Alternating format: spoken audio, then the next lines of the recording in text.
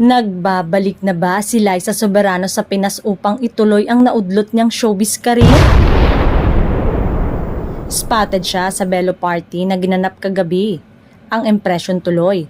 Abala ito ngayon sa networking at kailangan niya ng mas malaking connect para magkakarir ulit.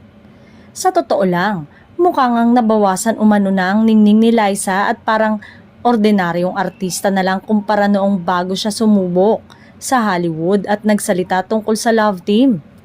Maaalala kasing naglabas ito ng tila sama ng loob tungkol sa pagiging bahagi niya ng love team nila na Enrique Hill na nagpasikat sa kanya noon.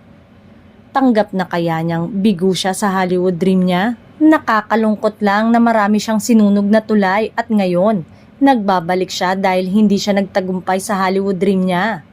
Mahirap talagang sumubok sa Hollywood at marami na ang nagtry dyan. At nabigo dahil sarami ng mga celebrity noon ay ordinaryo na lang umano siya. Komento ng netizen. Sa Belo Party nga ay mukha siyang hulas na siya sa mga pictures. Mukha nga raw nagtitipid na ito at wala ng glam team. Samantalang ang mga kasama niya ay mukha pa ring fresh na karamihan ay mga kapamilya stars na dati nitong kasamahan.